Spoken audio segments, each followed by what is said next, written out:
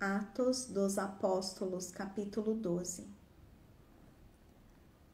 Nessa ocasião, o rei Herodes prendeu alguns que pertenciam à igreja, com a intenção de maltratá-los, e mandou matar à espada Tiago, irmão de João. Vendo que isso agradava aos judeus, prosseguiu, prendendo também Pedro, durante a festa dos pães sem fermento. Tendo-o prendido, lançou-o no cárcere, entregando-o para ser guardado por 4 escoltas de 4 soldados cada uma. Herodes pretendia submetê-lo a julgamento público depois da Páscoa. Pedro, então, ficou detido na prisão, mas a igreja orava intensamente a Deus por ele. Na noite anterior ao dia em que Herodes iria submetê-lo a julgamento, Pedro estava dormindo entre 2 soldados, preso com 2 algemas, e sentinelas montavam guarda à entrada do cárcere. Repentinamente apareceu um anjo do Senhor, e uma luz brilhou na cela. Ele tocou no lado de Pedro e o acordou. Depressa, levante-se, disse ele. Então as algemas caíram dos punhos de Pedro. O anjo lhe disse: vista-se e calce as sandálias. E Pedro assim fez. Disse-lhe ainda o anjo: põe a capa e siga-me.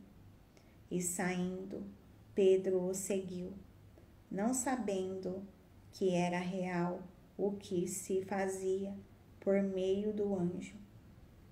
Tudo lhe parecia uma visão. Passaram a primeira e a segunda guarda e chegaram ao portão de ferro que dava para a cidade. Este se abriu por si mesmo para eles e passaram. Tendo saído, caminharam ao longo de uma rua e de repente o anjo o deixou.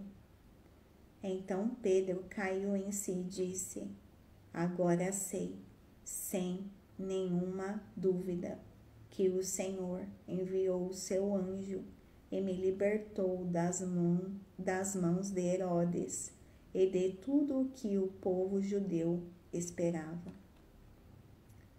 Percebendo isso, ele se dirigiu à casa de Maria, mãe de João, também chamado Marcos, onde muita gente se havia reunido e estava orando.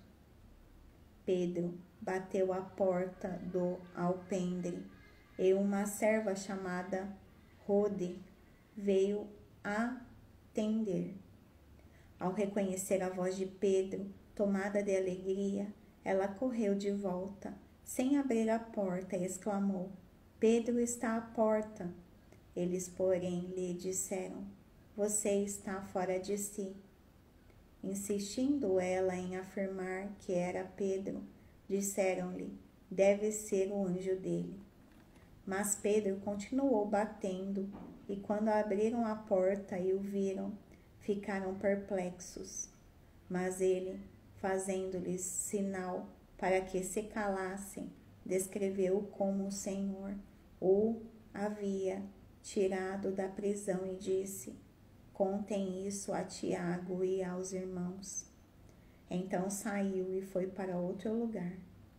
De manhã não foi pequeno o alvoroço entre os soldados quando ao que tinha acontecido a Pedro. Fazendo uma busca completa e não o encontrando, Herodes fez uma investigação entre os guardas e ordenou que fossem executados. Depois Herodes foi da Judeia para Cesareia e permaneceu ali durante algum tempo.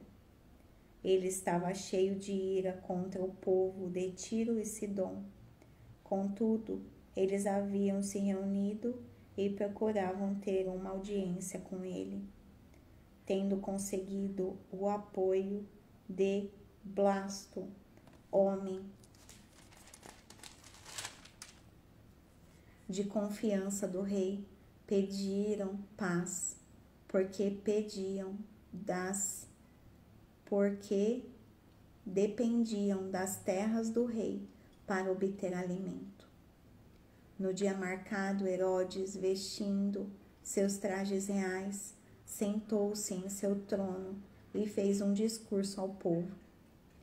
Eles começaram a gritar: é voz de Deus e não de homem. Visto que Herodes não glorificou a Deus, imediatamente um anjo do Senhor o feriu, e ele morreu, comido por vermes.